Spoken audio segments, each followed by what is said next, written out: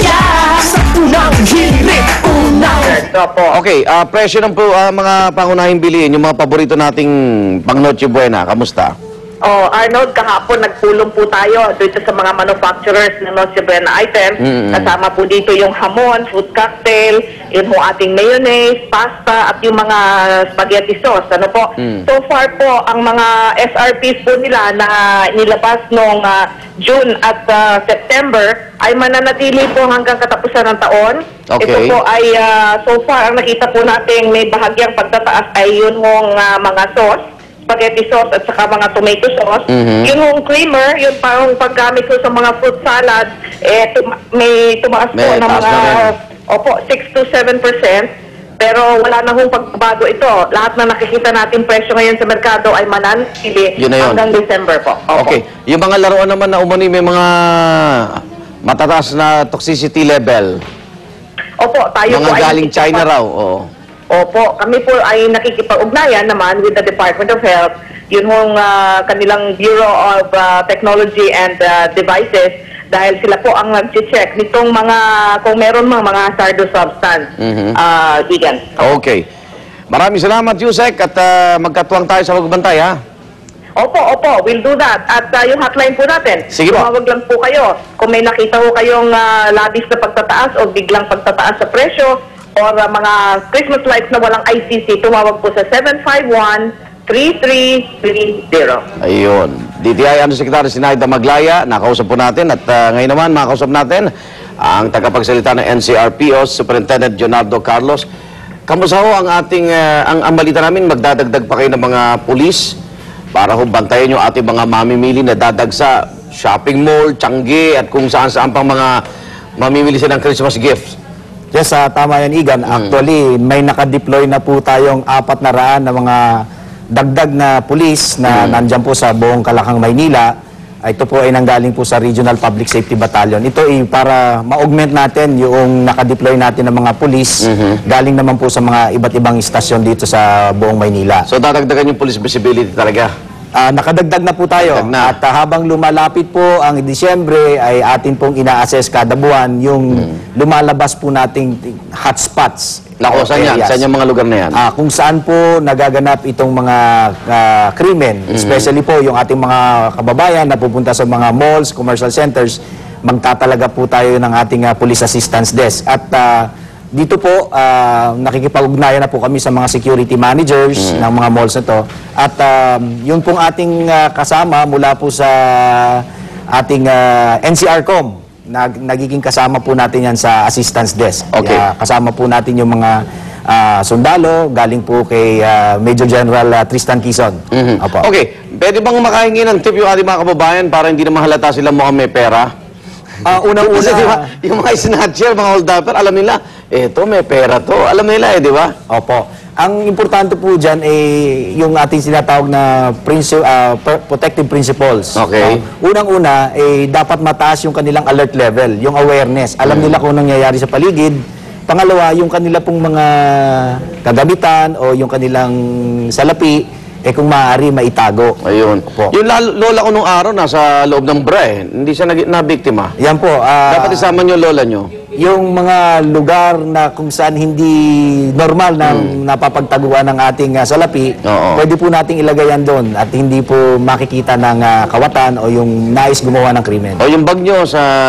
Ang bag, mas malapit po sa katawan. Ang cellphone, nakadikit po sa katawan. Ang lakas ng atraksyon sa... Sabi nga ng ibang kriminal daw, gumagawa ng krimen dahil sa kagagawan din ng biktima. Tama ho ba yun sa pag-aaral? Dahil parang tinutokso-tukso pa natin? Kung nakikita po niya na meron po siyang opportunity to commit the crime, ay magaganap po yan. Ngunit sa ating yung preventive measure natin, if we take away that opportunity, kahit meron siyang motive at may yung pagkakataon or the opportunity to do that, hindi po magaganap yung krimen. Pero may takot pa rin sa ating mga pulis. Yung pag nakita, nagdadalawang isip silang gawin. Opo. Yun yung maganda, ating mga mamamayan, kung meron po silang nakitang kainahinala o activity o tao sa paligid, ipagbigay alam nyo po sa pinakamalapit na police station at yan po ay i-verify po natin. Okay, hotline ho. Hotline for all reports, meron po tayong text hotline, yung subukan nyo po kami, 0999-901-8181 at 0915-888-8181. Nasa Tactical Operations Center yan.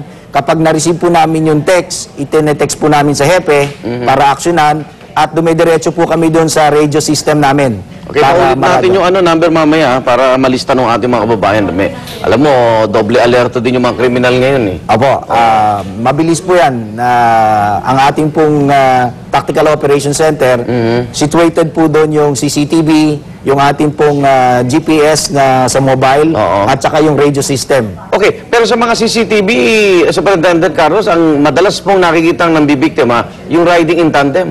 Yung mga nakamotor. Opo, matatapos po ngayon yung aming basic tactical riders course. Yung aming pong MASCO, ito po yung ating mga pulis na nakamotor din. Ni-refresh, nag-conduct po tayo ng refresher training sa pamumuno po ni Police Director Alan Purisima. So, i-redeploy na po yan for the bare months. Okay. Ito po, mas hasa, may bago po silang tactics at yan po ang gagamitin natin sa mga anti-bank robbery at saka anti-street crimes. Ba't di na gamitin yung chopper para makita agad yung motor? Maganda po yan. Diba? Yes, sir. Ang kasalukuyan po ay Inimbestigahan. meron po kasi tayong Sky Patrol. So, once na clear po, we will allow our choppers to patrol Metro Manila. Kasi taga doon din yung riding in tandem. Di naman niya alam pasikot-sikot kung di siya taga roon eh, di ba? Kinakandak po yan. Sa ating mga mamamayan, kontra po sa riding in tandem, maglakad po tayo facing the traffic.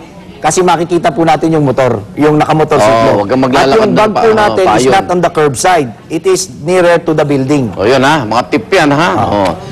At maraming salamat, good luck po. Yes, sir. Alam mo, babalik ano? Magbababala pa sila sa mga habang papalapit ang Pasko. Nagulat nga, Superintendent, Pasko na pala sa atin eh. Okay, maraming salamat po, NCRPO Spokesman Police Senior Superintendent Jonardo Carlos. Yan po ating talakay, magbabalik po ang unang hirit.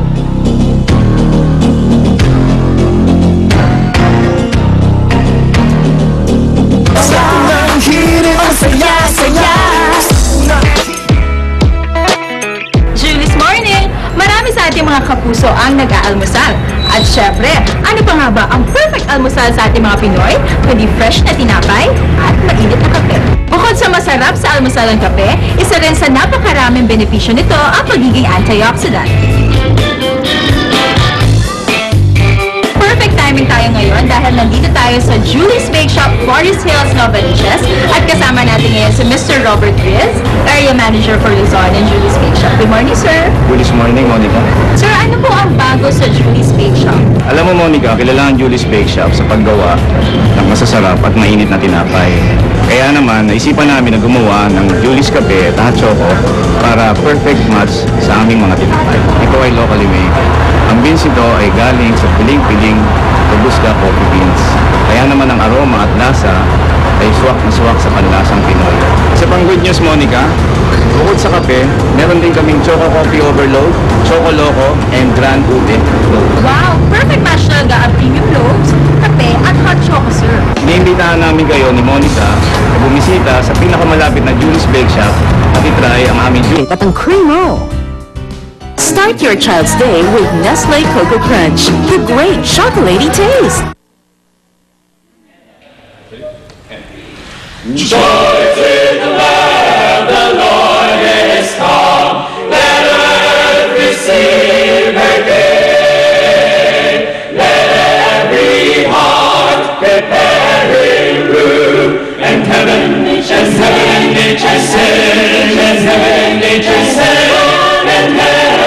Maraming salamat sa UE Corral. Talagang Ang galing nila.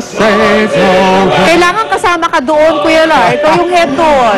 Ako, good morning po sa inyo mga kapuso. Siguradong natakam kayo kanina sa mga ibinidang pagkain ni Drew Jan sa nadiskubre naming pinakabagong food bazaar sa Pasig City. That's right. At balita namin, may sorpresa siya sa mga nakatambay doon ngayong umaga. Drew, kamusta food trip mo dyan? Nag-food trip kami dito.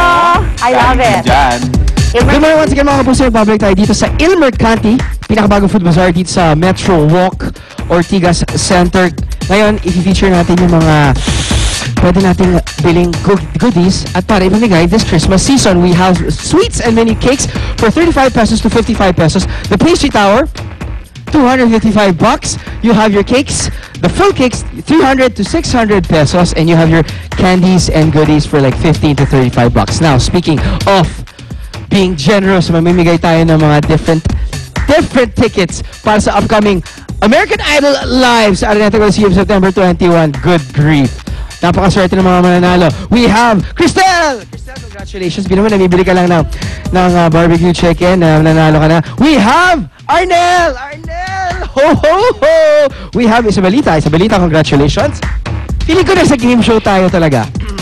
We have Jonah. Jonah, thank you so much. And we have Brian, congratulations. El Mercati po is open Wednesday to Fridays, 8 p.m. to 6 a.m. Alright? Balik muna tayo sa studio, guys. Kain na. Kain tayo?